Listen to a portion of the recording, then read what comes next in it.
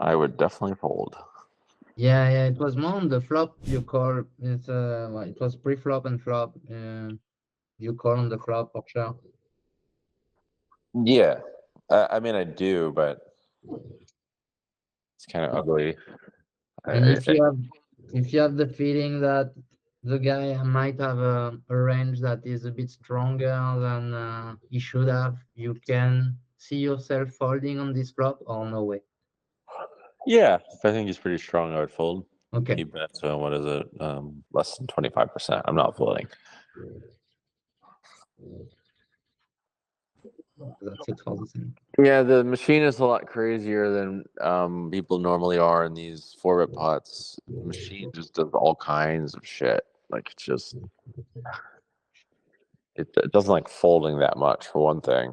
And at least for these like small bet sizes, people in practice fold like a lot more than the machine in these 4-bit pots because I don't even know if they also under bluff too.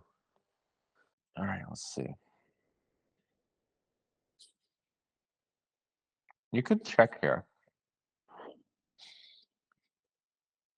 The size is actually a little bigger on the flop because, but it's fine. It's not a huge deal.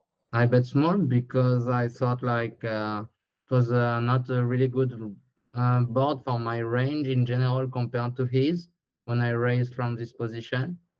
And also like it could give me room like if he raised to be more sticky. Pretty much it. So if it's not a good board for your range, you don't bet smaller necessarily. You bet that just means you check more, and your size depends a bit more on like how they'll respond to the size. Like if they check raise a lot, you prefer to bet smaller, yeah. But if they call a lot, you actually prefer to bet bigger. In this case, for whatever reason, I'm sure I should double check, but I'm pretty sure the solver likes like something like half pot or like even a little bigger than half pot. I don't really know why. I think maybe it's just because of like how like the gut shots and all that show up. I'm I'm expecting to see quite a lot of raising here actually, even at my stakes on these textures. Sure. Yeah, it's not a surprise. This should be a decent amount of check raising, but like I don't think it's enough that like it's probably like Okay, less than and 20% still. what do you think of his size of his check raise? Do you have an interpretation for the size of the check raise? I don't have a big one to be honest. I just his size is kind of normal. It's a little bit small actually. I would not worry about it too much. If anything, I think maybe it means he's weak. So something that we can say on the turn about the sizing, how would you play against? How would you interpret it? It's not so clear in this spot. I would think that he's a bit mergey. So you know what? Actually, what I think would be good would be to raise this and bluff the river. That's my guess, just because if he's mergey and that's true, in my experience, people will overfold these 4 to a straight spots pretty often, or way too often, in fact, because they may assume that it's easier to have a straight than it actually is, or they may assume that they're protected. I mean, yes, they have straights, but I don't think that he chooses the size that much with the straight. It's possible, but even if he does, if he has a lot of other hands in his range, he in his mind will think, okay, I'm protected because I bet and I can have a straight, blah, blah, blah. But in actuality, if you make it, you raise and bet like not too big, you can put a lot of pressure on the other parts of his range that he will probably fold, and he's probably a little bit wider than he thinks. So I think in this spot, you probably could get away with a population exploit of raising and betting the river if you don't raise to it too big of a size, or at least like bet too big of a size. I just think that he's got more stuff.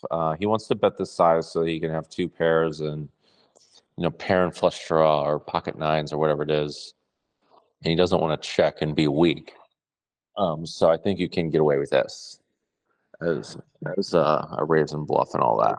Completely agree on what you said, and also on the fact that he wouldn't have picked the sizing, this sizing with a straight.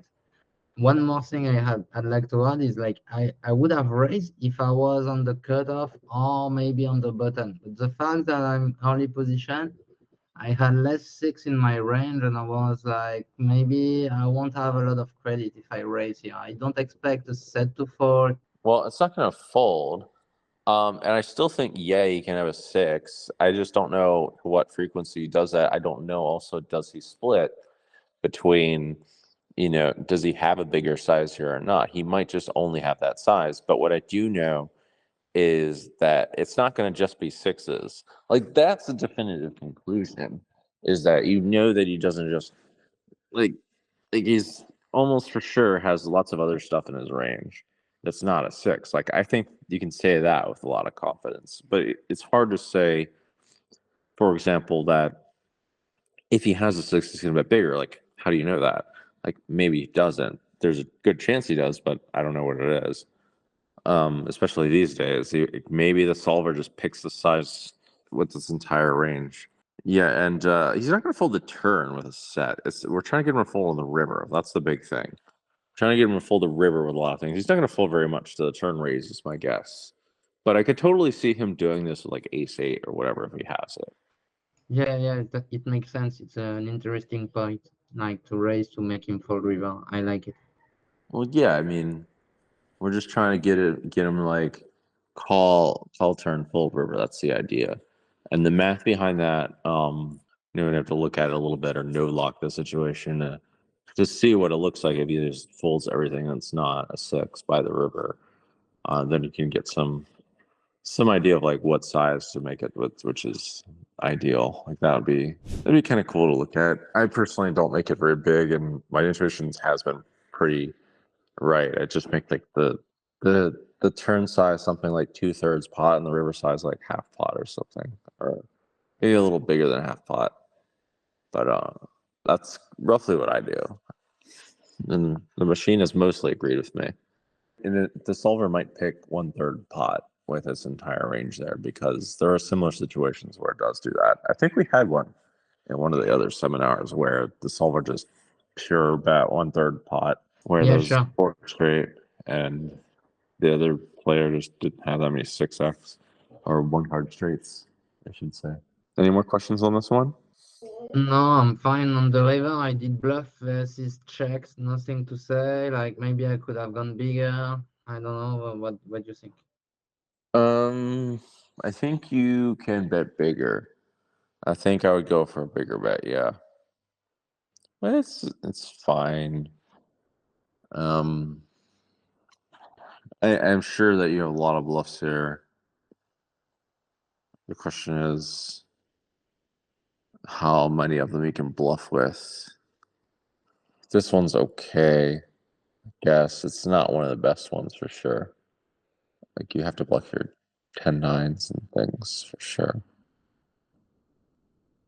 I suspect the solver will do some crazy stuff here, and bet like full pot and like sometimes jam and stuff like that. That's my guess. Yeah, with a spade I would have jammed, but I think I can have some spades like ace seven of spades or 6 7 of spades, 5 6 of spades, um, ace nine of spades, things like that. I mean, you can. It's fine. Kind of hope he just folds the flush draw himself. I would definitely bluff. Thing is gonna be tough for me to get in the river with like one spade and bluff it. What do you think? I'm not worried about that. Like, if that's like the problem, I mean, you can just pick like 9-10 of clubs or whatever. You don't need to have a spade.